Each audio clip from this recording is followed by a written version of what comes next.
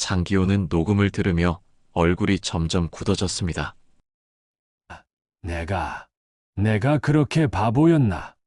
목소리가 떨리며 눈물이 흘러내렸습니다. 내 엄마한테 어떻게 면목이 서겠어? 내가 이렇게 어리석을 줄 몰랐네.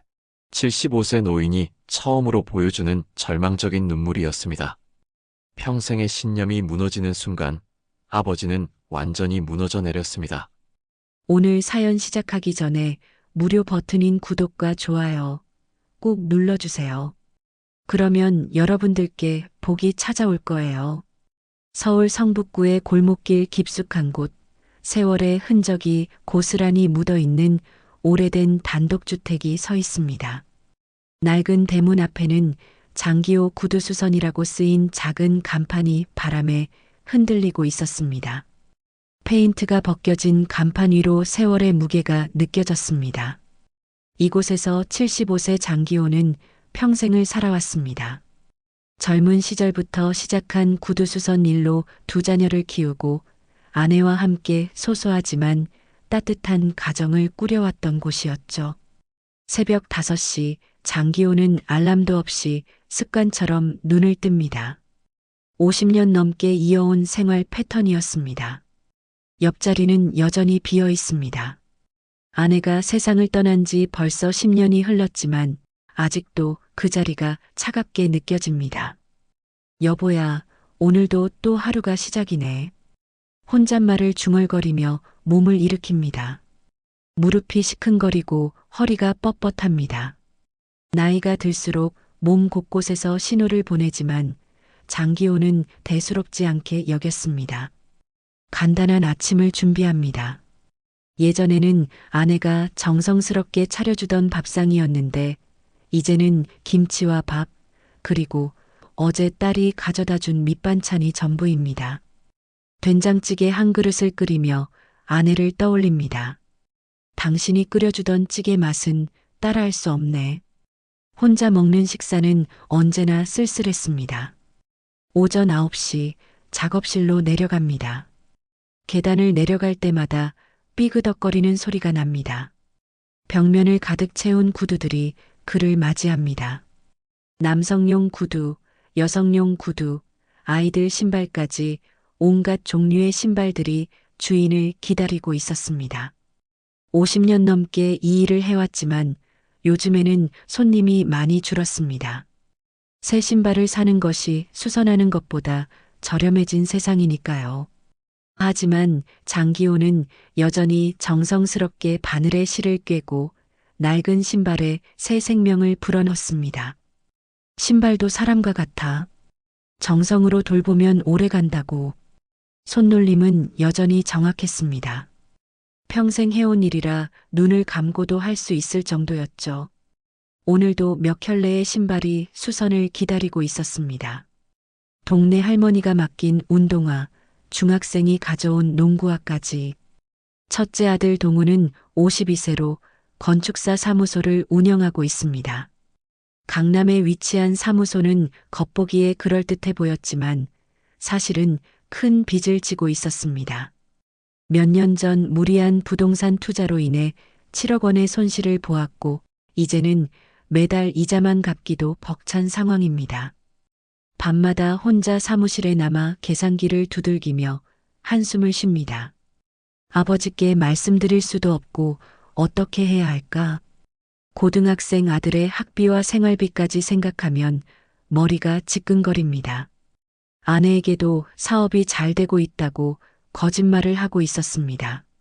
실상을 알면 아내가 얼마나 실망할지 뻔했거든요. 매일 아침 집을 나설 때마다 무거운 마음이었습니다. 성공한 사업가 행세를 하며 살아가는 것이 점점 버거워졌습니다. 둘째 딸 미영은 49세로 고등학교 국어교사입니다. 공무원인 남편과 함께 안정적인 생활을 하고 있었지만 늘 아버지를 걱정했습니다. 매주 토요일이면 어김없이 아버지 댁을 찾아가 청소를 하고 일주일치 밑반찬을 만들어 냉장고에 채워놓습니다. 아버지, 혼자 계시지 마시고 저희 집에 오셔서 사세요. 하지만 장기호는 고개를 젓습니다. 여기가 내 집이야. 내 엄마와의 추억이 있는 곳인데. 미영은 아버지의 고집스러운 성격을 잘 알고 있었습니다. 어머니가 살아계실 때도 남의 도움 받는 것을 극도로 싫어하셨거든요. 하지만 75세가 된 아버지가 혼자 생활하는 모습을 볼 때마다 가슴이 아팠습니다. 특히 겨울철에는 더욱 걱정이 되었습니다. 혹시라도 아버지께 무슨 일이 생기면 어쩌나 하는 생각에 밤잠을 설치기도 했습니다. 그런 평범한 일상에 큰 변화가 찾아왔습니다. 성북구 일대 재개발 소식이었습니다. 장기호가 평생 살아온 이 집도 철거 대상에 포함되었고 보상금은 무려 30억 원이었습니다. 구청 직원이 찾아와 설명할 때 장기호는 믿을 수 없다는 표정이었습니다. 30억이요? 정말입니까? 평생 한 푼 두 푼 모으며 살아온 그에게는 천문학적인 숫자였습니다. 구청 직원은 서류를 펼쳐놓고 자세히 설명했습니다. 이 일대가 대규모 아파트 단지로 바뀌면서 토지 가격이 크게 올랐고 장기호의 집과 땅이 꽤 넓은 편이라 보상금이 높게 책정되었다는 것이었습니다. 재개발 조합에서도 오래 거주한 주민들에게는 특별 보상을 해준다고 덧붙였습니다. 소식을 들은 동우는 가슴이 두근거렸습니다. 이제 빚도 갚고 새 사업도 시작할 수 있겠다. 하지만 아버지 앞에서는 담담한 척했습니다. 아버지, 좋은 일이네요. 이제 편하게 사실 수 있겠어요. 속으로는 계산기를 두들기고 있었습니다. 빚 7억, 새 집 마련비 10억, 아들 대학 등록금 3억까지 30억이면 충분히 새 출발을 할 수 있을 것 같았습니다. 오랜만에 마음이 한결 가벼워졌습니다. 미영도 복잡한 심정이었습니다. 어머니가 살아계셨다면 10년 전 어머니의 마지막 투병 생활이 떠올랐습니다. 경제적 부담 때문에 더 좋은 병원, 더 나은 치료를 받지 못했던 기억이 가슴을 아프게 했습니다. 이 돈이 그때 있었다면 후회와 안타까움이 밀려왔습니다. 어머니는 마지막까지도 치료비 걱정을 하셨거든요. 자식들에게 부담 주지 않으려고 아픈 것도 참으시곤 했던 기억이 생생했습니다. 보상금 지급일이 다가왔습니다. 은행에 함께 간 가족들은 통장에 찍힌 30억이라는 숫자를 보고 말문이 막혔습니다. 동우는 침을 삼켰고 미영은 감회가 새로웠습니다.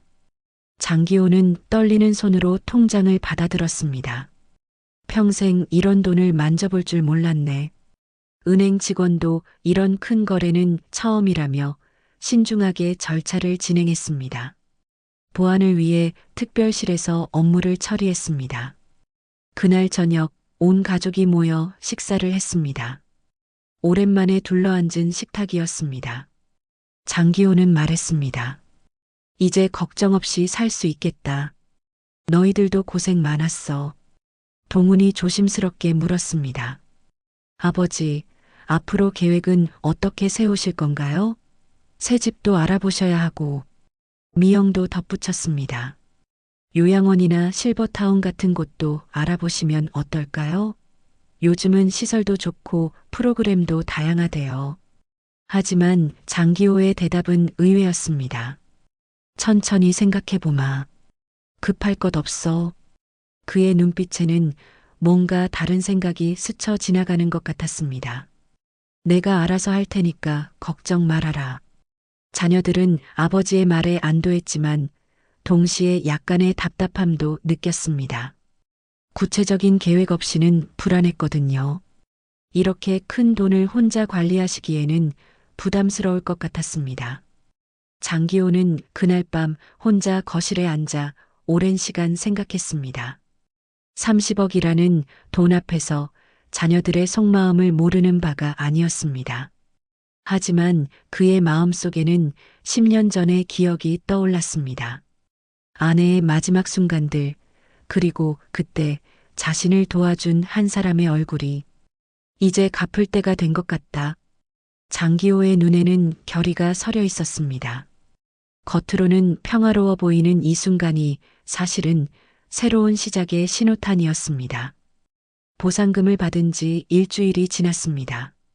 장기호는 평소와 다름없이 하루를 보내고 있었지만 자녀들의 마음은 편하지 않았습니다.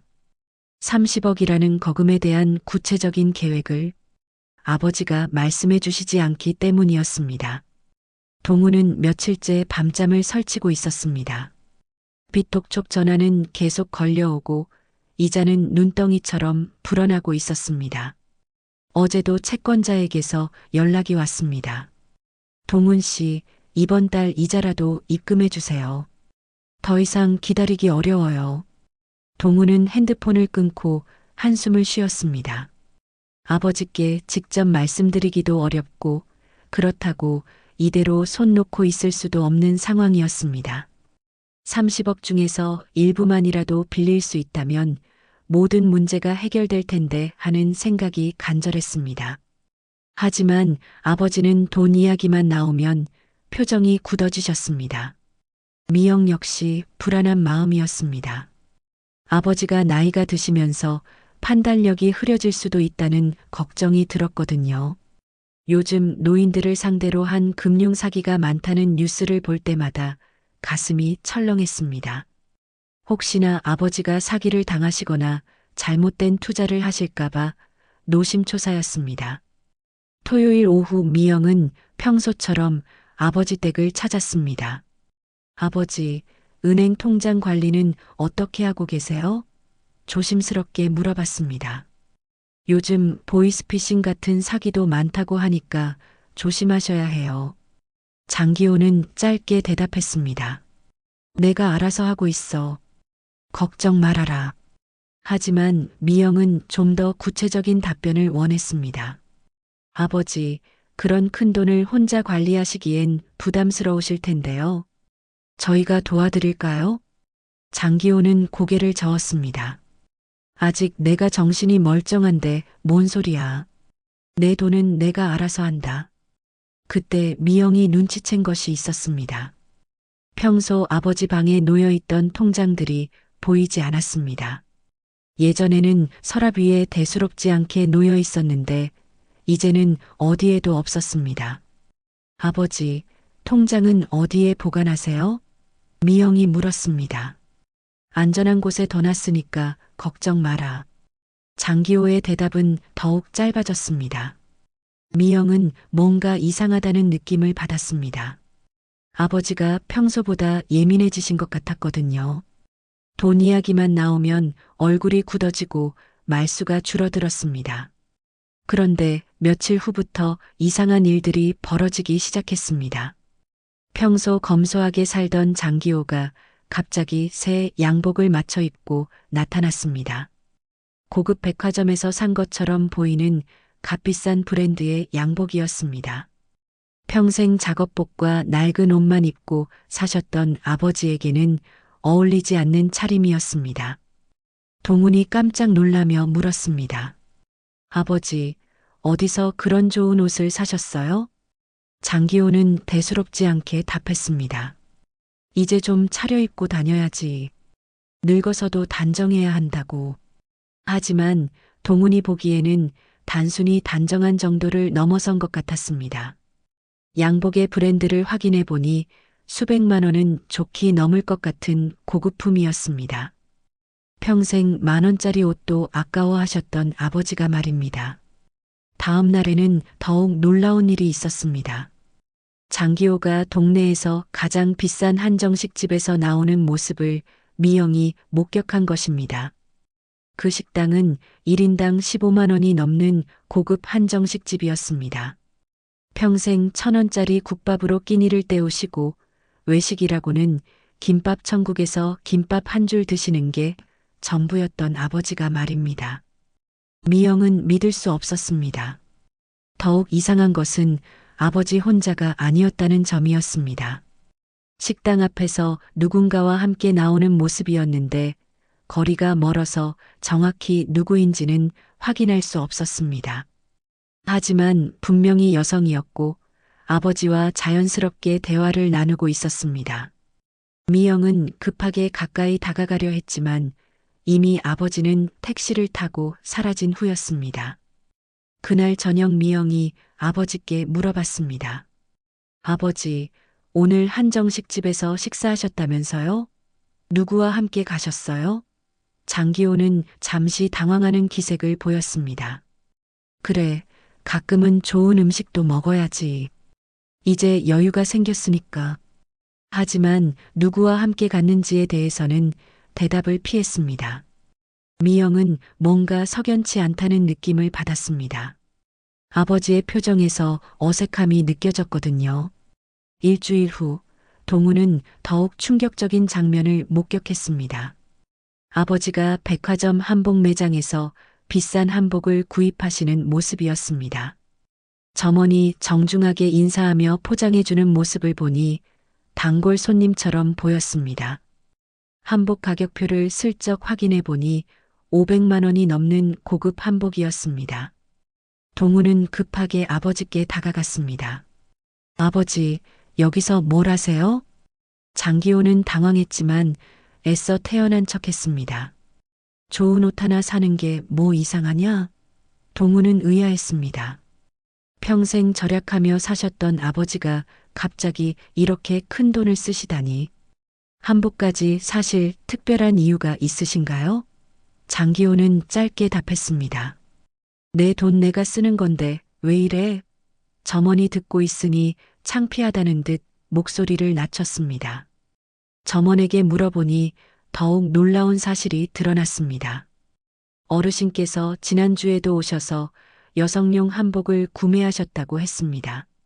그것도 아주 고급스러운 것으로 말입니다. 동우는 머리가 복잡해졌습니다. 여성용 한복을 사실 이유가 뭘까요? 혹시 누군가에게 선물하시려는 건가요? 집으로 돌아온 동우는 아내에게 하루 종일 본 일들을 털어놓았습니다. 여보, 아버지가 요즘 정말 이상해. 갑자기 돈을 막 쓰시는 거야. 그것도 혼자가 아니라 누군가와 함께 말이야. 아내도 걱정스러운 표정이었습니다. 혹시 치매 증상이 시작되신 건 아닐까요? 아니면 누가 꼬드기는 건 아닐까요? 요즘 노인분들 상대로 사기치는 사람들이 많다잖아요. 동훈도 그런 생각이 들었습니다. 30억이라는 거금을 노리는 사람이 나타났을 가능성이 높았습니다. 특히 여성용 한복까지 사셨다는 것을 보면 분명히 어떤 여성이 아버지 주변에 나타난 것 같았습니다. 그 여성이 과연 어떤 의도로 아버지에게 접근했는지 의심스러웠습니다. 며칠 뒤 결정적인 사건이 벌어졌습니다. 장기호가 집 근처 은행에서 큰 돈을 인출하는 모습을 동네 사람이 목격한 것입니다. 그것도 한 번이 아니라 며칠에 걸쳐서 계속 말입니다.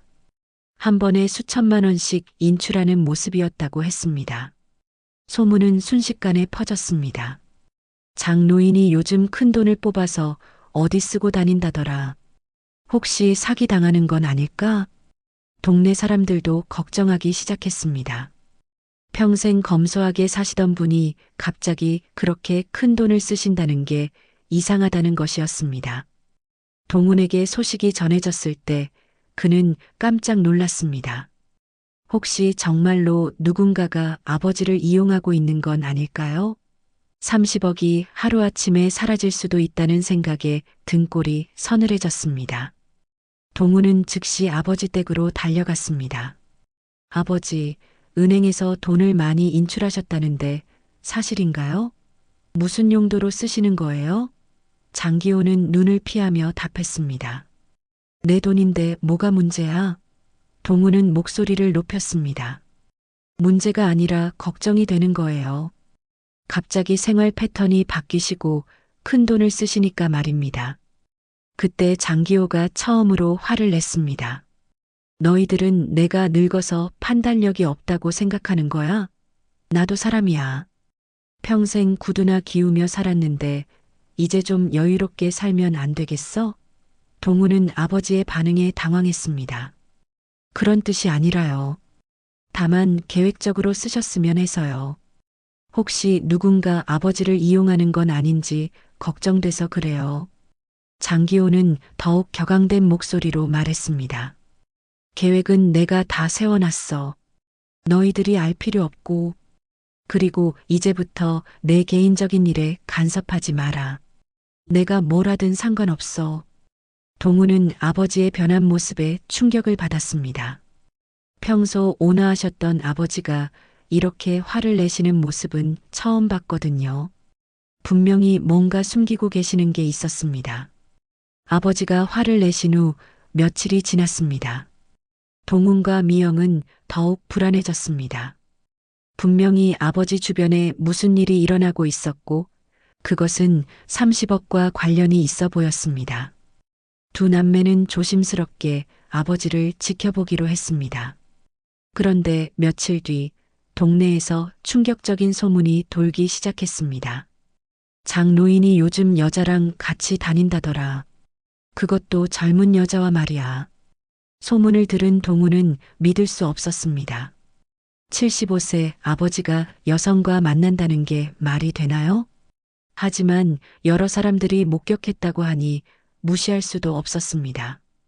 동네 슈퍼 사장님이 말씀하시길 장 어르신이 50대 중반쯤 되어 보이는 여성과 함께 택시를 타는 모습을 봤다고 했습니다. 그것도 한 번이 아니라 여러 번 말입니다. 미영도 같은 소문을 들었습니다. 학교에서 같은 동네에 사는 동료 교사가 알려준 것이었습니다. 미영 선생님, 아버님이 요즘 멋쟁이가 되셨더라고요.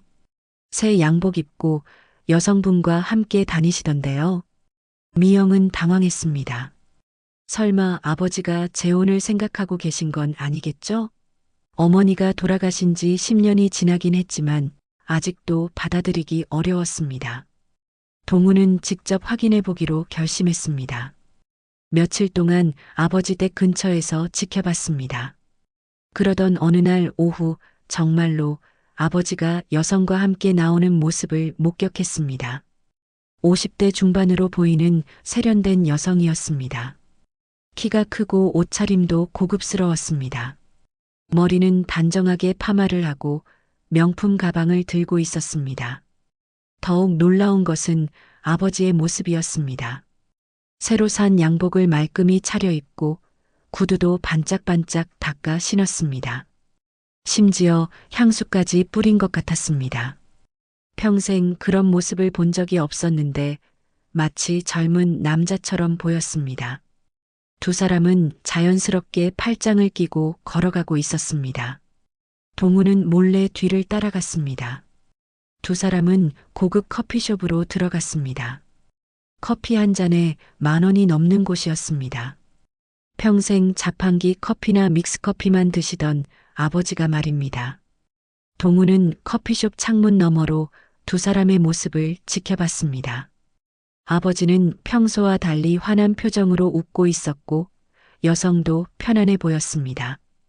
1시간 정도 지나서 두 사람이 나왔습니다. 이번에는 백화점으로 향했습니다. 여성 의류 매장에서 여성이 옷을 고르는 동안 아버지는 옆에서 기다리고 있었습니다. 그리고 계산할 때 아버지가 카드를 내밀었습니다. 수십만 원짜리 옷을 아무렇지도 않게 사주는 모습이었습니다. 동우는 충격을 받았습니다. 집으로 돌아온 동우는 곧바로 미영에게 전화했습니다. 큰일 났어요. 아버지가 정말 여자와 만나고 계세요. 그것도 돈을 막 써주고 있어요. 미영도 놀랐습니다. 정말요? 어떤 분인데요? 동우는 자세히 설명했습니다. 50대 중반쯤 되어 보이고 꽤 세련된 분이에요. 아버지가 비싼 옷도 사주시더라고요. 다음 날 미영은 아버지를 찾아갔습니다. 평소보다 일찍 갔는데 아버지가 외출 준비를 하고 계셨습니다. 새 양복에 넥타이까지 메고 계셨습니다. 아버지, 어디 가세요? 이렇게 멋지게 차려입고 장기호는 잠시 당황하더니 대답했습니다. 친구 만나러 간다. 미영은 의심스러웠습니다. 어떤 친구요? 여자친구세요? 장기호의 얼굴이 붉어졌습니다. 그래, 여자친구다. 그게 뭐 어때서? 미영은 깜짝 놀랐습니다. 정말로 인정하시다니. 아버지, 어떻게 알게 되신 분이에요? 장기호는 잠시 망설이더니 말했습니다. 오래전부터 알던 사람이야. 내 엄마가 아플 때 많이 도와줬던 분이고. 미영은 더욱 궁금해졌습니다. 어머니가 아프실 때요? 그때 도와주신 분이라고요? 그렇다. 병원비도 빌려주고 간병도 도와줬어. 그분 덕분에 내 엄마 마지막까지 편하게 해드릴 수 있었어. 장기호의 목소리에 감정이 실렸습니다. 미영은 기억을 더듬어 봤습니다. 10년 전 어머니의 투병 생활 중에 그런 분이 있었나요? 잘 기억이 나지 않았습니다. 당시에는 너무 힘들어서 정신이 없었거든요. 그분 이름이 뭐예요? 미영이 물었습니다. 윤미정이라고 해. 예전에 시장에서 분식집 하던 분이야. 윤미정? 미영은 그 이름을 들어본 것 같았습니다. 어디서 들었는지는 정확히 기억나지 않았지만 분명히 들어본 이름이었습니다. 그분이 지금도 분식집 하세요? 장기호는 고개를 저었습니다. 지금은 다른 일 하고 있어. 미영이 더 자세히 물어보려고 하는데 장기호가 서둘러 외출했습니다. 늦으면 안 되니까 이제 가봐야겠다. 자세한 얘기는 나중에 하자. 문을 닫고 나가시는 아버지의 뒷모습에서 뭔가 급한 기색이 느껴졌습니다. 미영은 혼자 남아서 생각에 잠겼습니다. 윤미정이라는 이름이 계속 머릿속을 맴돌았습니다. 그날 저녁 동훈과 미영은 다시 만났습니다. 그분 이름이 뭐래요? 윤미정이래. 예전에 분식집 하던 분이고 어머니 아프실 때 도와줬다고 하시네. 동훈은 고개를 갸우뚱했습니다. 난 그런 분 기억이 안 나는데요. 미영도 마찬가지였습니다. 이름은 들어본 것 같은데 정확히 어떤 분인지 모르겠어요. 며칠 뒤 더욱 충격적인 일이 벌어졌습니다. 윤미정이 직접 아버지 댁을 찾아온 것입니다. 미영이 아버지께 밑반찬을 가져다 드리러 갔을 때였습니다. 집 앞에 낯선 여성이 서 있었습니다. 바로 윤미정이었습니다. 50대 중반으로 보이는 단정한 여성이었는데 옷차림도 세련되고 말투도 부드러웠습니다. 안녕하세요. 미영 씨시죠? 저는 윤미정이에요. 기호 씨에게 많이 들었어요. 윤미정은 스스럼 없이 인사했습니다. 미영은 당황했습니다. 아, 네. 안녕하세요. 아버지가 말씀해 주셨어요. 어머니 아프실 때 도와주셨다고. 윤미정은 미소를 지었습니다. 그때 정말 힘드셨죠? 저도 많이 안타까웠어요. 그때 안에서 장기호가 나왔습니다. 미정이 왔구나. 어서 들어와. 미영아, 너도 들어와. 미영은 따라 들어갔습니다. 거실에 앉아서 세 사람이 대화를 나눴습니다. 윤미정은 자연스럽게 집안을 둘러보며 말했습니다. 기호 씨, 집이 참 깔끔하네요. 혼자 사시는데도 이렇게 정리정돈을 잘하시다니. 미영은 윤미정을 자세히 관찰했습니다. 외모는 나쁘지 않았고 말투도 정중했습니다. 하지만 뭔가 어색한 느낌이 들었습니다. 너무 자연스럽게 행동하는 것이 오히려 이상했습니다. 마치 이 집에 자주 온 것처럼 편안해 보였거든요. 화장실 위치도 물어보지 않고 찾아가고 냉장고에서 물도 스스럼 없이 꺼내 마셨습니다. 미정 씨, 요즘 뭐 하고 계세요? 미영이 조심스럽게 물었습니다. 윤미정은 대답했습니다. 요즘은 투자 관련 일을 하고 있어요. 부동산이나 주식 같은 것들이요. 기호 씨께도 좋은 투자처가 있으면 소개해 드리려고 해요. 미영의 가슴이 철렁했습니다. 투자라니. 혹시 아버지의 돈을 노리는 건 아닐까요? 그날 이후로 윤미정은 더욱 자주 나타났습니다. 아예 집 열쇠까지 받은 것 같았습니다. 미영이 갔을 때 윤미정이 먼저 와 있는 경우가 많아졌거든요. 심지어 아버지가 없을 때도 혼자 와서 청소를 하고 있는 모습을 목격했습니다. 이제는 완전히 집주인처럼 행동하고 있었습니다. 동훈도 윤미정을 만났습니다. 첫 인상은 나쁘지 않았지만 뭔가 계산적인 느낌이 들었습니다. 특히 아버지와 대화할 때 돈 이야기가 자주 나왔습니다. 기호 씨, 요즘 금리가 올라서 예금보다는 투자가 더 유리해요. 제가 아는 좋은 상품이 있는데 어떠세요?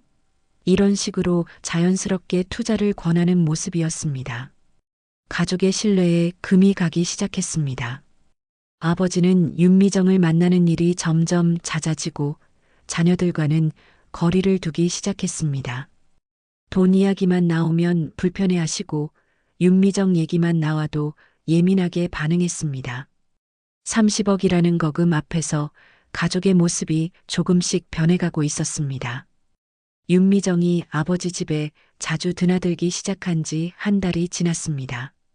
이제는 완전히 그 집의 안주인처럼 행동하고 있었습니다.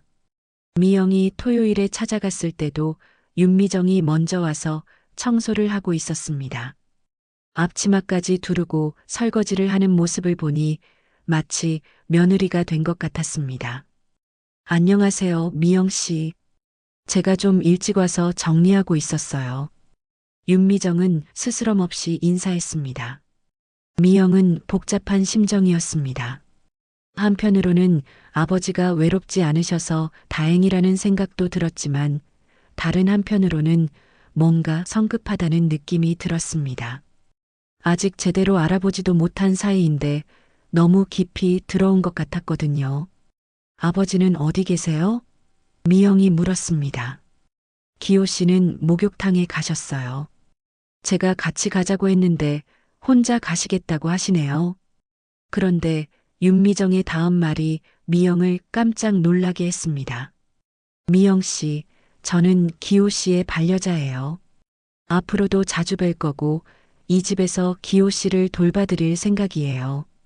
반려자라는 말에 미영은 당황했습니다. 벌써 그런 관계까지 발전한 건가요? 아직 어머니가 돌아가신 지 10년밖에 안 되었는데 너무 빠른 것 같았습니다. 아버지와 그런 얘기까지 나누셨어요? 미영이 조심스럽게 물었습니다. 윤미정은 자신 있게 대답했습니다. 물론이죠. 기호 씨가 먼저 제안하셨어요. 혼자 사시기 외로우시다고 저와 함께 살자고 하시더라고요. 미영은 믿을 수 없었습니다. 평생 어머니 한 분만 사랑하셨던 아버지가 그런 말씀을 하셨다니요. 그때 장기호가 목욕탕에서 돌아왔습니다. 상기된 얼굴로 집에 들어서더니 윤미정과 미영이 함께 있는 모습을 보고 잠시 당황했습니다. 아, 미영아 왔구나. 미정 씨랑 얘기 많이 했어? 장기호의 목소리에는 약간의 긴장감이 느껴졌습니다. 미영은 아버지의 표정을 살폈습니다. 평소와 달리 어색해 보였습니다. 아버지, 미정 씨가 반려자라고 하시는데 정말인가요? 미영이 직접적으로 물었습니다. 장기호는 잠시 망설이더니 고개를 끄덕였습니다. 그래, 이제 혼자 살기 외로워서 말이야. 미정 씨가 나를 도와주겠다고 하니까 고마운 일이지. 하지만 장기호의 말투에는 확신이 부족해 보였습니다. 마치 누군가에게 설득당한 것 같은 느낌이었습니다. 윤미정이 끼어들었습니다. 미영 씨도 아시잖아요. 어르신 혼자 계시면 얼마나 위험한지. 제가 옆에서 돌봐드리면 안심이 되시지 않을까요? 그럴듯한 말이었지만 미영은 뭔가 어색함을 느꼈습니다.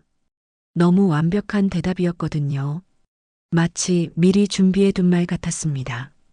며칠 뒤 동훈이 아버지 댁을 찾았을 때 더욱 놀라운 광경을 목격했습니다.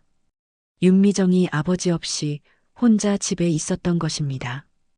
그것도 서재에서 무언가를 뒤지고 있는 모습이었습니다. 미정 씨, 여기서 뭐 하세요? 아버지는 어디 계시고요? 동훈이 물었습니다. 윤미정은 당황하는 기색을 보였습니다. 아, 동훈 씨, 기호 씨는 병원에 가셨어요. 건강검진 받으러요. 저는 기호 씨가 찾는 서류가 있다고 해서 찾아보고 있었어요. 윤미정의 설명은 그럴듯했지만 동우는 의심스러웠습니다. 아버지가 병원에 가실 때 왜 자신들에게는 말씀 안 하시고 윤미정에게만 말씀하셨을까요? 무슨 서류를 찾으시는데요? 동훈이 물었습니다. 윤미정은 잠시 머뭇거리더니 대답했습니다. 보험 관련 서류요.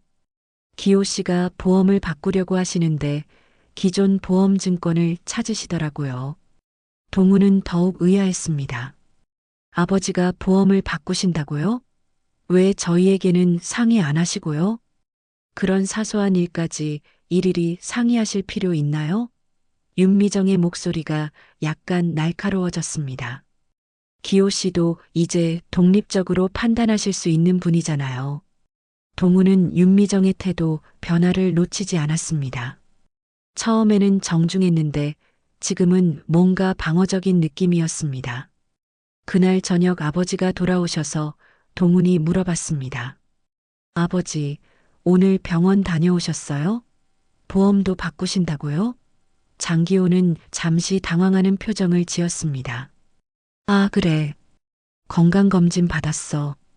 보험은 미정 씨가 더 좋은 상품이 있다고 해서 알아보는 중이야. 아버지의 대답은 확신이 없어 보였습니다. 어떤 보험인데요? 저희도 알고 싶어요. 동훈이 자세히 물어보려 했지만 장기호는 피하려 했습니다. 아직 정확히 정해진 게 없어. 나중에 결정되면 알려줄게.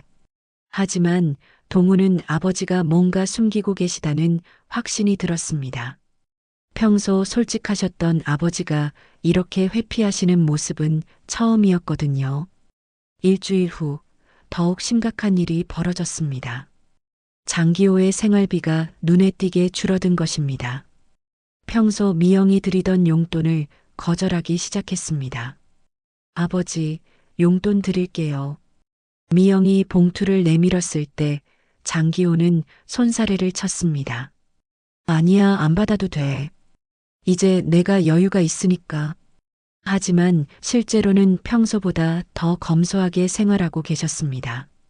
냉장고에는 밑반찬도 별로 없었고 전기세나 가스비도 아끼려고 하는 모습이 역력했습니다. 겨울인데도 난방을 제대로 하지 않아서 집안이 차가웠습니다. 아버지, 왜 이렇게 추워요? 난방비 아끼시는 거예요? 미영이 물었습니다. 장기호는 대수롭지 않게 답했습니다. 이 정도가 건강에 좋아. 너무 덥게 살면 안 돼. 하지만 윤미정과 함께 외출할 때는 여전히 큰 돈을 쓰고 있었습니다. 고급 레스토랑에서 식사하고 백화점에서 쇼핑하는 모습이 계속 목격되었습니다. 동네 사람들의 증언에 따르면 윤미정이 비싼 가방이나 액세서리를 사달라고 하면 장기호가 흔쾌히 사주곤 했다고 합니다. 동훈과 미영은 점점 불안해졌습니다. 아버지의 돈이 윤미정에게 흘러가고 있는 것이 분명했습니다.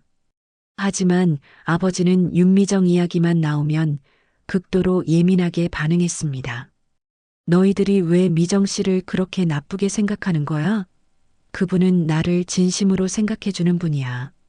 장기호의 목소리에는 감정이 실려 있었습니다. 미영이 조심스럽게 물었습니다. 아버지, 미정 씨에게 돈을 많이 써주고 계시는 것 같은데 괜찮으세요? 그 말에 장기호가 화를 냈습니다. 내가 누구에게 돈을 쓰든 상관없잖아. 내 돈이야. 그리고 미정 씨는 예전에 우리를 도와준 분이야. 내가 갚을 게 있어. 갚을 게 있다는 말에 미영은 더욱 궁금해졌습니다. 무엇을 갚으신다는 거예요? 미영이 물었지만 장기호는 더 이상 대답하지 않았습니다. 그냥 내일이니까 신경 쓰지 마라. 그리고 앞으로 미정 씨 욕하는 소리 하지 마. 나는 그분한테 신세를 많이 졌어. 장기호의 말에는 어떤 깊은 사연이 있어 보였습니다. 며칠 뒤 윤미정이 또 다른 제안을 해왔습니다. 기호 씨, 제 친구가 부동산 투자를 하는데 수익률이 아주 좋대요. 원금 보장도 되고요. 한번 알아보시는 게 어떨까요? 은행에 그냥 넣어두는 것보다 훨씬 유리할 거예요.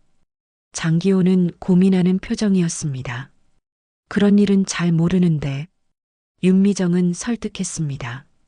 제가 다 알아봐 드릴게요. 믿고 맡겨보세요. 동훈이 그 소식을 들었을 때 등골이 서늘해졌습니다. 투자라니, 혹시 아버지의 30억이 모두 사라지는 건 아닐까요? 윤미정의 정체가 점점 더 의심스러워졌습니다. 분명히 처음부터 아버지의 돈을 노리고 접근한 것 같았습니다. 하지만 아버지는 윤미정을 완전히 신뢰하고 계셨습니다. 가족의 신뢰는 점점 더 깊이 금이 가고 있었습니다. 윤미정이 투자 이야기를 꺼낸 지 일주일이 지났습니다. 동우는 더 이상 가만히 있을 수 없었습니다. 아버지의 30억이 정말로 위험에 처한 것 같았거든요. 그는 은행에 직접 가서 아버지 계좌 상황을 확인해 보기로 결심했습니다. 물론 본인이 아니면 알 수 없지만 혹시나 하는 마음에 은행 직원에게 넌지시 물어봤습니다. 은행 직원은 개인정보라서 자세히 말해줄 수는 없지만 최근에 큰 금액의 인출이 여러 차례 있었다고 귀띔해 주었습니다. 동훈의 가슴이 철렁했습니다. 정말로 아버지가 큰 돈을 빼고 계신 거였습니다. 그것도 한 번이 아니라 계속해서 말입니다. 혹시 전체 금액이 얼마나 남았는지 알 수 있을까요? 동훈이 조심스럽게 물어봤지만 그것은 절대 알려줄 수 없다는 답변만 돌아왔습니다. 그날 저녁 동훈은 아버지를 찾아갔습니다. 마침 윤미정도 함께 있었습니다. 두 사람은 거실에서 무언가 진지하게 이야기하고 있었습니다. 투자 관련 서류들이 테이블 위에 펼쳐져 있었습니다. 동훈이 들어서자 윤미정이 서류들을 재빨리 정리했습니다. 동훈 씨, 어서 오세요. 윤미정은 평소와 달리 어색한 미소를 지었습니다. 아버지, 무슨 이야기하고 계셨어요? 동훈이 물었습니다. 장기호는 잠시 망설이더니 대답했습니다. 미정 씨가 좋은 투자처를 소개해 주셔서 알아보고 있었어. 부동산 관련 투자인데 수익률이 꽤 좋다고 해. 동훈은 깜짝 놀랐습니다. 정말로 투자를 하시려는 거였습니다. 아버지, 그런 중요한 일은 저희와 상의하셔야 하는 거 아닌가요? 투자라는 게 위험할 수도 있잖아요. 동훈의 목소리에 걱정이 묻어났습니다. 하지만 윤미정이 먼저 대답했습니다. 동훈 씨, 걱정하지 마세요. 제가 직접 확인해 본 곳이에요. 원금 보장의 수익률도 연 20%예요. 은행 금리보다 훨씬 좋죠. 연 20%라니 그런 좋은 조건이 어디 있나요? 요즘 같은 시대에 그런 수익률은 말이 안 돼요. 동훈이 의심스러워했습니다. 윤미정은 자신 있게 설명했습니다. 부동산 개발 사업이에요. 제 지인이 직접 운영하는 곳이고 이미 여러분들이 투자해서 수익을 보고 계세요. 증명 서류도 다 있어요. 서류를 보여주실 수 있나요? 동훈이 요청했습니다. 윤미정은 잠시 당황하는 기색을 보이더니 말했습니다. 아직 정식 계약서는 작성 전이에요. 기호 씨가 투자 의향을 정확히 정해주시면 그때 정식 서류를 가져다 드릴게요. 동훈은 더욱 의심스러웠습니다. 서류도 없이 투자하라고 하다니요. 아버지, 이런 투자는 너무 위험해요. 차라리 안전한 예금이나 적금에 넣어두시는 게 좋을 것 같은데요. 동훈이 말했지만 장기호는 고개를 저었습니다. 은행 금리는 너무 낮아.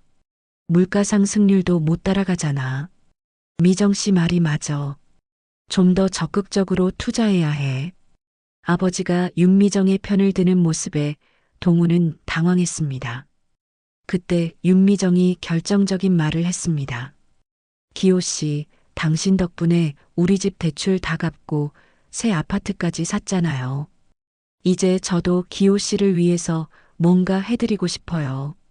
그 말을 들은 동우는 충격을 받았습니다. 벌써 아버지가 윤미정에게 돈을 주셨다는 뜻이었습니다. 미정 씨, 지금 뭐라고 하셨어요? 우리 집 대출을 갚고 아파트를 샀다고요? 동훈의 목소리가 높아졌습니다. 윤미정은 자신이 실수했다는 것을 깨닫고 당황했습니다. 아, 그게 기호 씨가 제가 어려울 때 도와주셔서요. 하지만 이미 늦었습니다. 결정적인 증거가 나온 것입니다. 아버지, 정말이에요? 미정 씨에게 돈을 주셨어요? 동훈이 다그쳤습니다. 장기호는 고개를 떨궜습니다. 그래, 좀 도와줬어. 그분이 예전에 우리를 도와줬으니까 당연한 일 아니야? 얼마나 주셨는데요? 동훈이 물었습니다. 그건 내가 알 필요 없어. 장기호의 목소리가 작아졌습니다. 동훈은 더 이상 참을 수 없었습니다. 은행에 가서 확인해 보겠어요. 아버지 통장 잔액이 얼마나 남았는지 말입니다. 그러려면 해봐. 하지만 내 허락 없이는 알 수 없을 거야. 장기호도 화가 났습니다. 부자간에 이렇게 대립하는 모습은 처음이었습니다. 며칠 뒤 미영이 아버지를 찾았을 때 더욱 충격적인 말을 들었습니다. 미영아, 미정 씨와 결혼할 생각이야. 장기호가 갑자기 폭탄 선언을 한 것입니다. 결혼이요? 아버지, 정말이세요? 미영은 믿을 수 없었습니다. 아직 어머니가 돌아가신 지 10년밖에 안 되었는데 벌써 재혼을 생각하신다니요. 그래, 혼자 사는 게 너무 외로워. 미정 씨가 나를 잘 돌봐주니까 고마워. 결혼해서 함께 살려고 해. 장기호의 말에 확신이 없어 보였습니다. 마치 누군가에게 설득당한 것 같았습니다. 아버지, 너무 성급한 것 같아요. 미정 씨를 더 자세히 알아보신 후에 결정하세요. 하지만 장기호는 이미 마음을 정한 것 같았습니다. 다음 달에 식을 올릴 예정이야. 간단하게 할 거니까 준비할 것도 별로 없어. 미영은 머리가 복잡해졌습니다. 이 모든 것이 윤미정의 계획된 행동인 것 같았습니다. 아버지의 돈을 노리고 접근해서 결혼까지 하려는 것이었습니다. 그날 밤 동훈과 미영은 긴급히 만났습니다. 큰일 났어요. 아버지가 미정 씨와 결혼한다고 하세요. 미영도 같은 이야기를 들었다고 했습니다. 그리고 미정 씨가 실수로 한 말도 전해 들었습니다. 벌써 아버지 돈으로 대출 갚고 아파트까지 샀다고 하던데요.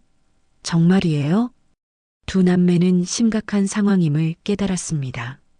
30억 중에 이미 상당 부분이 윤미정에게 넘어간 것 같았습니다. 그리고 결혼까지 하게 되면 나머지 재산도 모두 그녀 손에 들어갈 가능성이 높았습니다. 뭔가 조치를 취해야 했지만 아버지는 윤미정을 완전히 신뢰하고 계셨습니다. 며칠 뒤 동훈은 우연히 윤미정의 과거를 알게 되었습니다.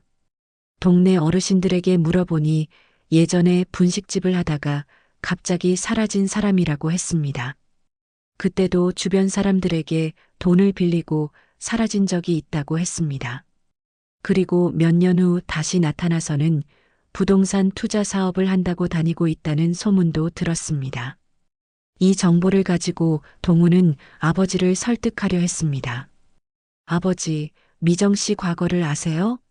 예전에도 사람들에게 돈을 빌리고 사라진 적이 있다고 하던데요. 하지만 장기호는 들으려 하지 않았습니다. 그런 말하지 마라. 미정 씨는 그때 어쩔 수 없는 사정이 있었어. 나는 그분을 믿어. 아버지의 고집은 완고했습니다. 윤미정에 대한 나쁜 소문을 들으려 하지 않았고 오히려 자녀들이 질투한다고 생각하는 것 같았습니다. 가족의 신뢰는 완전히 무너져가고 있었습니다. 30억이라는 돈 앞에서 모든 관계가 틀어지고 있었습니다. 과연 이 상황이 어떻게 될지 동훈과 미영은 절망적인 심정이었습니다. 동훈과 미영이 아버지를 설득하려 노력했지만 소용없었습니다. 오히려 장기호는 자녀들을 더욱 멀리했습니다. 너희들이 미정 씨를 이해하지 못하는구나. 그분은 진짜 좋은 사람이야. 너희들도 나중에는 알게 될 거다. 장기호의 목소리에는 확신이 가득했습니다. 하지만 그 확신이 얼마나 위험한지 모르고 계셨습니다. 결혼 준비가 본격적으로 시작되었습니다. 윤미정은 예식장 예약부터 음식 준비까지 모든 것을 주도했습니다. 동훈과 미영의 의견은 전혀 묻지 않았습니다. 간단한 식이라고 했지만 실제로는 꽤 규모 있는 결혼식을 준비하고 있었습니다. 5성급 호텔에서 하는 것도 모자라 하객만 200명이 넘었습니다. 예식 비용도 만만치 않았습니다. 동훈이 대충 계산해 보니 웨딩홀 대여비, 음식비, 예단비 등을 합치면 1억 원은 좋게 넘을 것 같았습니다. 평생 검소하게 사셨던 아버지가 이런 큰 결혼식을 치르신다는 게 믿어지지 않았습니다. 아버지, 이렇게 큰 결혼식이 필요해요? 너무 과한 것 같은데요. 장기호는 윤미정의 편을 들었습니다. 미정 씨가 평생 제대로 된 결혼식을 못 올렸다고 해. 이번만큼은 제대로 해주고 싶어? 돈이 문제야? 윤미정도 거들었습니다. 동훈 씨, 걱정 마세요. 제가 최대한 아껴서 준비할게요. 하지만 기호 씨가 꼭 이렇게 하자고 하셔서요. 모든 책임을 아버지에게 떠넘기는 듯한 말투였습니다. 미영은 다른 방법을 시도해 봤습니다. 아버지, 어머니는 어떻게 생각하실까요? 어머니 재산은 어떻게 하실 건가요? 이 말에 장기호의 표정이 잠시 어두워졌습니다. 내 엄마도 내가 혼자 사는 걸 원하지 않을 거야. 미정 씨가 나를 잘 돌봐주면 엄마도 좋아하실 거야. 하지만 그 말에는 확신이 없어 보였습니다. 윤미정이 끼어들었습니다. 미영 씨, 저도 어머님께 잘하겠어요. 어머님 제사도 정성껏 모시고 기호 씨도 잘 돌봐드릴게요. 걱정하지 마세요. 하지만 미영은 윤미정의 말을 믿을 수 없었습니다. 진심이 아니라 계산된 말 같았거든요. 결혼식을 일주일 앞두고 동우는 마지막 시도를 해봤습니다. 은행에 가서 아버지 계좌 잔액을 확인해 보려고 했습니다. 물론 본인이 아니면 불가능하지만 혹시나 하는 마음에 시도해 봤습니다.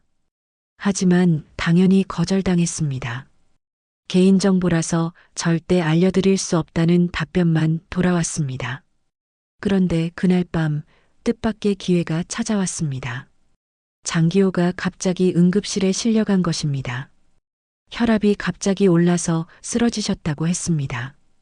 윤미정이 전화로 알려왔습니다. 동훈 씨, 빨리 병원으로 오세요. 기호 씨가 쓰러지셨어요. 목소리에 당황한 기색이 역력했습니다.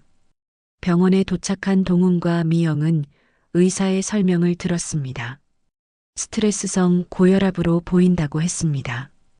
요즘 무슨 고민이 많으셨나요? 의사가 물었습니다.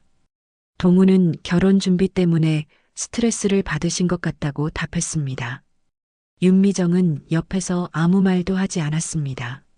아버지가 의식을 잃고 계신 동안 동훈은 아버지 지갑을 확인해 봤습니다.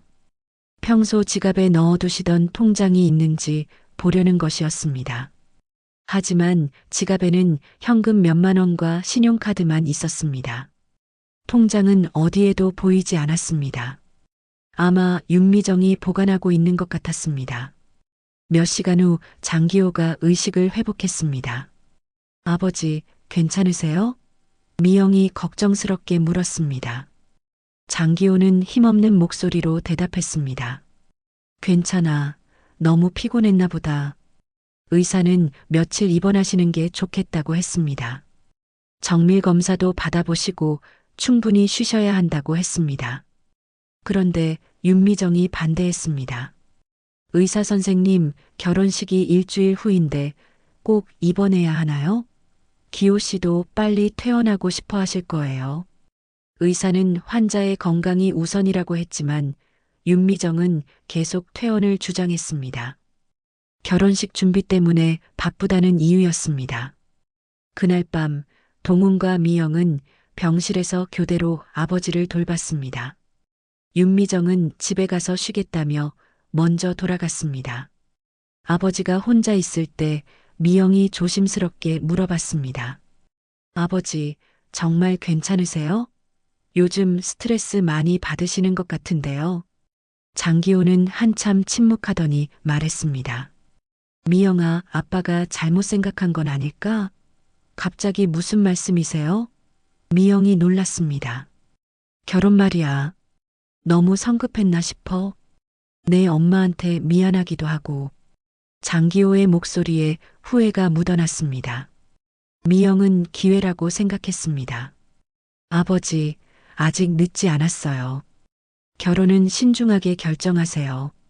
미정 씨에 대해서 저희가 더 알아보는 시간을 가져도 되잖아요. 하지만 장기호는 고개를 저었습니다. 이미 약속했는걸. 미정 씨한테도 미안하고, 그리고 내가 그분한테 빚이 있어. 무슨 빚이요? 미영이 물었습니다. 장기호는 깊은 한숨을 쉬었습니다. 내 엄마가 아플 때 말이야. 병원비가 부족해서 고생했잖아. 그때 미정 씨가 많이 도와줬어. 돈도 빌려주고 간병도 도와주고. 그 은혜를 어떻게 잊겠어? 미영은 그때 일을 자세히 기억해 보려 했지만 잘 떠오르지 않았습니다. 정말 그랬나요? 제가 기억하기로는 그런 분이 있었나 싶은데요. 미영이 의심스러워했습니다. 장기호는 확신했습니다. 있었어. 분명히 있었어. 미정 씨가 아니었으면 내 엄마 마지막을 편하게 해드릴 수 없었을 거야. 그런데 미영은 여전히 의아했습니다. 어머니 병간호할 때 가족들이 다 함께 했는데 윤미정이라는 사람은 기억에 없었거든요. 다음 날 아침 윤미정이 병문안을 왔습니다. 기호 씨, 어떠세요? 많이 좋아지셨어요? 그런데 윤미정의 손에는 서류가 들려 있었습니다. 기호 씨, 투자건은 어떻게 하실 거예요? 지금 결정하지 않으면 기회를 놓칠 수도 있어요. 환자에게 투자 이야기를 하다니 미영은 어이가 없었습니다. 아버지, 지금은 치료에만 신경 쓰세요. 투자 이야기는 나중에 해도 되잖아요. 미영이 말했지만 윤미정이 끼어들었습니다. 미영 씨는 모르시겠지만 이런 기회는 흔하지 않아요. 기호 씨도 빨리 결정하고 싶어 하세요. 맞죠, 기호 씨? 장기호는 힘없이 고개를 끄덕였습니다. 그날 오후 동훈이 우연히 들은 이야기가 모든 것을 바꿔놓았습니다. 병원 복도에서 윤미정이 누군가와 통화하는 소리를 들었던 것입니다. 걱정하지 마. 곧 다 정리될 거야. 결혼하면 나머지 돈도 다 내 거니까. 조금만 더 기다려. 동훈은 소름이 돋았습니다. 윤미정의 진짜 속셈을 엿본 것이었습니다. 윤미정의 통화 내용을 들은 동훈은 온몸이 떨렸습니다. 결혼하면 나머지 돈도 다 내 거니까. 이 말이 계속 귓가에 맴돌았습니다. 윤미정이 처음부터 아버지의 돈을 노리고 접근했다는 확실한 증거였습니다. 동훈은 급하게 미영에게 전화했습니다. 지금 당장 병원으로 와요. 중요한 얘기가 있어요. 30분 후 미영이 도착했습니다. 동훈은 윤미정이 없을 때를 기다려서 들은 이야기를 전해주었습니다. 정말이에요? 그런 말을 했다고요? 미영은 충격을 받았습니다. 이제 확실해졌네요. 그 여자가 처음부터 아버지 돈을 노리고 접근한 거예요. 두 남매는 어떻게 해야 할지 고민에 빠졌습니다. 아버지께 직접 말씀드려야 할까요? 미영이 물었습니다. 하지만 동훈은 고개를 저었습니다. 아버지는 미정 씨를 완전히 믿고 계세요. 우리 말을 안 들으실 거예요. 오히려 우리가 거짓말한다고 생각하실 수도 있어요. 그렇다면 어떻게 해야 할까요? 두 사람은 막막했습니다. 그때 동훈에게 아이디어가 떠올랐습니다. 녹음을 해보면 어떨까요? 미정 씨가 다시 그런 통화를 할 때 녹음해서 증거를 잡는 거예요. 미영도 좋은 생각이라고 했습니다. 하지만 언제 그런 기회가 올지 알 수 없었습니다. 일단 더 자세히 지켜보기로 했습니다. 다음 날 더욱 충격적인 사실이 밝혀졌습니다. 동훈이 은행을 지나다가 우연히 윤미정을 목격한 것입니다. 윤미정이 큰 돈을 인출하고 있었습니다. 그것도 아버지 없이 혼자서 말입니다. 동훈은 급하게 은행 안으로 들어갔습니다. 미정 씨, 여기서 뭐 하세요? 아버지는 병원에 계신데요. 윤미정은 당황했지만 애써 태어난 척했습니다. 아, 동훈 씨. 기호 씨가 부탁하셔서 돈을 좀 찾으러 왔어요. 병원비도 내야 하고 결혼 준비비도 필요하고요. 하지만 동훈은 의심스러웠습니다. 아버지가 미정 씨에게 통장을 맡기셨나요? 그런 중요한 일을 왜 저희한테는 말씀 안 하시죠? 기호 씨가 저를 믿고 맡겨주셨어요. 동훈 씨도 알잖아요. 기호 씨가 얼마나 저를 신뢰하시는지. 윤미정의 대답은 그럴듯했지만 뭔가 석연치 않았습니다. 동훈은 은행 직원에게 물어봤습니다. 본인이 아닌 다른 사람이 돈을 찾을 수 있나요? 은행 직원은 위임장이나 가족관계 증명서 등의 서류가 있으면 가능하다고 했습니다. 동훈이 윤미정에게 서류를 보여달라고 했지만 윤미정은 이미 제출했다며 보여주지 않았습니다. 동훈은 더욱 의심스러웠지만 어쩔 수 없었습니다. 그날 저녁 동훈은 아버지께 물어봤습니다. 아버지, 미정 씨에게 통장을 맡기셨어요? 장기호는 잠시 당황하는 표정을 지었습니다. 응, 병원에 있으니까 필요할 때 찾아 쓰라고 했어. 뭔가 문제라도 있어? 동훈은 아버지의 반응을 살폈습니다. 확신이 없어 보였습니다. 문제가 아니라 걱정이 돼서요. 그런 중요한 일은 저희와 상의하셔야 하는 거 아닌가요? 동훈의 말에 장기호가 화를 냈습니다. 또 그런 소리야? 미정 씨를 왜 그렇게 못 믿겠어? 나는 그분을 믿어.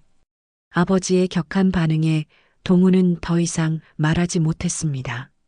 며칠 뒤 결정적인 순간이 찾아왔습니다. 동훈이 병원 화장실에서 나오다가 윤미정이 또 누군가와 통화하는 소리를 들었습니다. 이번에는 핸드폰 녹음 기능을 켜놓았습니다. 내일 모레 결혼식이니까 조금만 더 기다려. 그러면 모든 게 끝나. 30억 전부 내 손에 들어와. 늙은이 하나 속이는 게 이렇게 힘들 줄 몰랐네. 동훈은 온몸에 소름이 돋았습니다. 윤미정의 진짜 속마음을 들은 것입니다. 30억 전부를 노리고 있었고 아버지를 단순히 이용하고 있었던 것입니다. 동훈은 녹음 파일을 확인했습니다. 다행히 선명하게 녹음되어 있었습니다. 급하게 미영에게 연락했습니다. 결정적인 증거를 잡았어요. 지금 당장 병원으로 와요. 미영도 급하게 달려왔습니다. 동훈은 녹음 파일을 들려주었습니다. 미영은 듣고 나서 분노했습니다. 이 악독한 여자가 아버지를 완전히 속이고 있었네요. 이제 아버지께 보여드려야 해요. 아무리 미정 씨를 믿으셔도 이 녹음을 들으시면 정신 차리실 거예요. 미영이 말했습니다. 동훈도 동의했습니다. 더 이상 늦으면 정말 모든 걸 잃을 수 있었습니다. 두 사람은 아버지 병실로 갔습니다. 마침 윤미정은 결혼식 준비 때문에 나가고 없었습니다. 아버지, 중요한 얘기가 있어요. 미영이 심각한 표정으로 말했습니다. 장기호는 두 자녀의 표정을 보고 뭔가 심상치 않다는 것을 눈치챘습니다. 동훈이 핸드폰을 꺼냈습니다. 아버지, 이걸 한번 들어보세요. 미정 씨가 누군가와 통화하는 내용이에요. 녹음이 재생되기 시작했습니다. 내일 모레 결혼식이니까 조금만 더 기다려. 그러면 모든 게 끝나. 30억 전부 내 손에 들어와. 늙은이 하나 속이는 게 이렇게 힘들 줄 몰랐네. 장기호의 얼굴이 점점 굳어졌습니다. 녹음이 끝나자 한동안 말이 없었습니다. 그러더니 갑자기 눈물을 흘리기 시작했습니다. 내가 그렇게 바보였나? 장기호의 목소리가 떨렸습니다. 평생 처음 보는 아버지의 모습이었습니다. 아버지, 괜찮아요. 아직 늦지 않았어요. 미영이 아버지의 손을 잡았습니다. 장기호는 계속 눈물을 흘렸습니다. 내 엄마한테 어떻게 면목이 서겠어? 내가 이렇게 어리석을 줄 몰랐네. 돈에 눈이 멀어서 가족까지 의심했어. 동훈이 말했습니다. 아버지, 아직 많이 남아있죠? 30억이 다 사라진 건 아니잖아요. 장기호는 고개를 저었습니다. 이미 대부분 나간 것 같아. 통장은 미정이가 가지고 있고 얼마나 남았는지도 모르겠어. 나는 정말 바보였어. 그때 병실 문이 열리며 윤미정이 들어왔습니다. 기호 씨, 무슨 일이에요? 왜 울고 계세요? 윤미정은 상황을 파악하지 못하고 있었습니다. 장기호가 윤미정을 바라보며 말했습니다. 미정 씨, 당신이 그런 사람이었습니까? 윤미정의 얼굴이 굳었습니다. 뭔가 들켰다는 것을 직감한 것 같았습니다. 무슨 말씀이세요? 저는 기호 씨를 진심으로 사랑해요. 윤미정이 변명했지만 이미 늦었습니다. 동훈이 녹음 파일을 재생했습니다. 자신의 목소리가 나오자 윤미정의 얼굴이 창백해졌습니다. 그건 오해예요. 장기호가 분노에 찬 목소리로 말했습니다. 나가세요. 내 앞에서 사라지세요. 윤미정은 마지막까지 발악했습니다. 기호 씨, 제 말 좀 들어봐요. 다 설명할 수 있어요. 하지만 장기호는 들으려 하지 않았습니다. 나가라고 했잖아. 윤미정은 결국 병실을 나갔습니다. 하지만 30억의 대부분은 이미 그녀 손에 들어간 후였습니다. 과연 돈을 되찾을 수 있을까요? 가족의 상처는 치유될 수 있을까요? 윤미정이 병실을 나간 후 가족들은 한동안 말이 없었습니다. 장기호는 계속 눈물을 흘리며 자책하고 있었습니다. 내가 어떻게 이렇게 어리석을 수가 있었을까? 내 엄마한테 어떻게 면목이 서겠어? 아버지의 모습을 본 동훈과 미영도 마음이 아팠습니다. 하지만 지금은 슬퍼할 때가 아니었습니다. 남은 돈이라도 되찾아야 했습니다. 동훈이 먼저 행동에 나섰습니다. 아버지, 일단 통장부터 되찾아야 해요. 미정 씨가 가지고 있는 통장을 어떻게든 회수해야 합니다. 장기호는 고개를 끄덕였습니다. 그래, 당장 은행에 가서 계좌를 정지시켜야겠어. 더 이상 돈을 빼가면 안 되니까. 미영이 휠체어를 가져와서 아버지를 태웠습니다.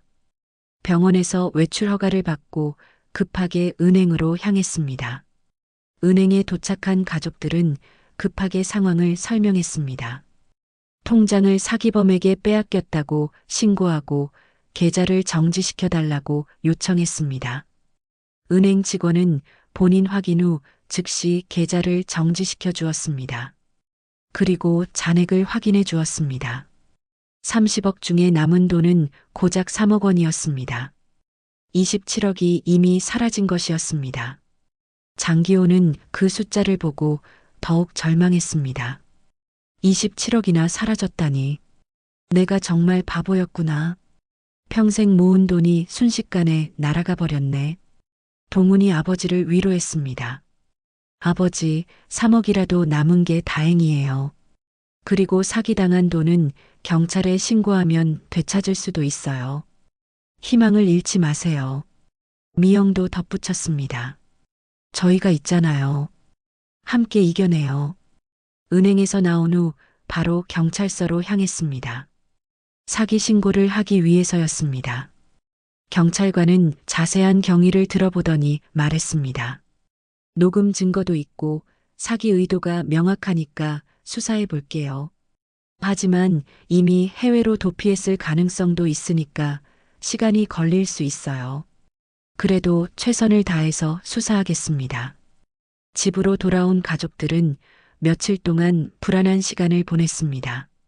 윤미정이 정말 체포될지, 돈을 되찾을 수 있을지 알 수 없었습니다. 장기호는 병원에서 퇴원한 후에도 계속 자책하며 지냈습니다. 식사도 제대로 하지 않고 밤잠도 설쳤습니다. 자녀들이 번갈아가며 돌봤지만 아버지의 상심은 깊어만 갔습니다. 정말로 일주일 뒤 경찰로부터 연락이 왔습니다. 윤미정이 인천공항에서 출국하려다가 붙잡혔다는 소식이었습니다. 가방에는 현금 12억 원과 각종 귀금속이 들어 있었습니다. 나머지 돈은 이미 해외 계좌로 송금한 것으로 보인다고 했습니다. 하지만 일부라도 회수할 수 있게 되어서 가족들은 안도했습니다. 장기호는 경찰서에서 윤미정과 마지막으로 마주쳤습니다. 윤미정은 수갑을 찬 채로 변명을 늘어놓았습니다. 기호 씨, 저는 정말 당신을 사랑했어요. 돈이 목적이 아니었어요. 처음에는 그냥 도와드리려고 했는데 상황이 이렇게 된 거예요. 용서해 주세요. 하지만 장기호는 차갑게 말했습니다. 그만하세요. 더 이상 듣고 싶지 않아요. 당신은 처음부터 내 돈만 노렸잖아요. 내 엄마를 도왔다는 것도 다 거짓말이었고, 나를 사랑한다는 것도 거짓말이었어요. 윤미정은 끝까지 발악했지만 이미 모든 증거가 드러난 상황이었습니다. 수사가 진행되면서 놀라운 사실들이 밝혀졌습니다. 윤미정은 이미 여러 차례 비슷한 수법으로 노인들을 속여왔다는 것이었습니다. 지난 5년 동안 최소 10명의 노인을 상대로 사기를 쳤고 총 피해 금액만 100억 원이 넘었습니다. 10년 전 장기호의 아내가 아플 때도 실제로는 도움을 준 적이 없었습니다. 모든 것이 거짓말이었습니다. 미영이 그때 일을 다시 자세히 조사해 보니 정말로 윤미정이 도움을 준 기록이 전혀 없었습니다. 병원 기록, 간병인 기록, 심지어 장례식 참석자 명단에도 윤미정의 이름은 없었습니다. 오히려 어머니 장례식장에서 조문객들 틈에 끼어 있던 것을 이용해서 나중에 아버지를 속인 것이었습니다. 장기호는 자신이 얼마나 철저히 속았는지 깨닫고 더욱 자책했습니다. 수사가 진행되면서 일부 돈은 되찾을 수 있었습니다. 윤미정이 현금으로 가지고 있던 12억 원과 그녀 명의로 된 부동산 8억 원어치가 환수되었습니다. 또한 명품 가방과 귀금속 등을 팔아서 추가로 2억 원을 회수했습니다. 총 22억 원을 되찾은 것입니다. 원래 30억에서 보면 8억이 손실이었지만 전부 잃을 뻔한 상황에서는 기적 같은 일이었습니다. 장기호는 되찾은 돈을 어떻게 써야 할지 자녀들과 함께 진지하게 고민했습니다. 그리고 가족들과 상의한 후 의미 있는 결정을 내렸습니다. 8억 원은 자신의 노후 생활비로 남겨두고 7억 원은 동훈의 빚을 갚고 새 사업 자금으로 주기로 했습니다. 그리고 나머지 7억 원은 돌아가신 아내의 이름으로 장학재단을 만들어 어려운 학생들을 돕기로 했습니다. 동훈은 아버지의 결정에 감동했습니다. 아버지, 저는 빚을 갚을 돈까지 받기가 죄송해요. 제가 무능해서 아버지까지 고생시켰는데. 장기호가 말했습니다. 내가 고생하는 걸 보면서도 도와주지 못해서 미안했어. 이제라도 도와줄 수 있어서 다행이야. 내 엄마도 좋아하실 거야. 가족이 서로 도우며 사는 게 당연한 거잖아. 미영도 어머니 이름으로 장학재단을 만든다는 아버지의 결정에 눈물을 흘렸습니다. 어머니가 살아계셨다면 분명히 그렇게 하셨을 거예요. 어려운 사람들을 도우라고 항상 말씀하셨거든요. 아버지가 어머니를 그리워하는 마음을 이런 식으로 표현하시니까 더욱 의미가 큰 것 같아요. 몇 달 후 장기호는 성북구의 작은 아파트로 이사했습니다. 큰 집에서 혼자 살기보다는 아담한 곳에서 편안하게 지내는 것이 좋겠다고 생각했기 때문입니다. 무엇보다 자녀들이 자주 찾아올 수 있는 곳이어야 했습니다. 동훈과 미영은 번갈아 가며 아버지를 찾아뵙고 손주들도 매주 놀러 왔습니다. 예전보다 가족들이 더 자주 모이게 되었습니다. 동훈은 빚을 갚고 나서 새로운 마음으로 작은 건축사무소를 차렸습니다. 이번에는 무리하지 않고 안정적으로 운영하기로 했습니다. 큰 프로젝트를 욕심내지 않고 작지만 확실한 일들만 맡아서 했습니다.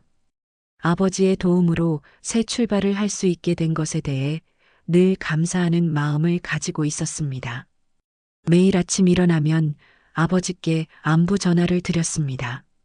미영은 어머니 이름의 장학재단 운영에 적극적으로 참여했습니다. 매년 어려운 환경의 학생 15명에게 장학금을 지급하고 그들의 성장을 지켜보는 것이 큰 보람이었습니다. 장학생들이 대학에 진학하거나 취업할 때마다 편지를 보내왔는데 그때마다 어머니가 하늘에서 기뻐하실 것 같았습니다. 어머니도 이런 일을 하시고 싶어 하셨을 거라는 생각에 뿌듯함을 느꼈습니다. 어느 봄날 저녁 온 가족이 모여 식사를 하면서 장기호가 말했습니다. 돈이라는 게 참 무서운 것 같아. 나는 돈이 스쳐가는 바람 같다고 생각했는데 오히려 내가 그 바람에 날려갔구나. 욕심 때문에 가족까지 의심하고 엉뚱한 사람만 믿었어. 하지만 너희들이 있어서 다시 제자리로 돌아올 수 있었어. 가족이 진짜 뿌리였구나. 동훈이 대답했습니다. 아버지, 저희도 이번 일로 많이 배웠어요. 돈보다 소중한 게 가족이라는 걸 다시 깨달았어요. 제가 빚 때문에 고민할 때도 아버지께 솔직하게 말씀드렸어야 했는데 혼자 끙끙 앓고 있었네요. 미영도 덧붙였습니다. 어머니도 저희가 이렇게 화목하게 지내는 모습을 보시면 기뻐하실 거예요. 이제 더 자주 모여서 어머니 이야기도 많이 해요. 그날 밤 장기호는 오랜만에 편안한 잠에 들었습니다. 30억 중 8억을 잃었지만 그 대신 더 소중한 것을 얻었습니다. 가족의 사랑과 신뢰였습니다. 돈은 잃어도 다시 벌 수 있지만 가족의 사랑은 한 번 잃으면 되찾기 어려운 것이었습니다. 이제 그는 남은 생을 가족들과 함께 소중히 보내기로 다짐했습니다. 새로운 일상이 시작되었고 그 일상 속에는 진정한 행복이 있었습니다. 오늘 이야기 어떠셨나요? 더 많은 이야기로 다시 찾아올게요. 구독과 좋아요는 큰 힘이 됩니다.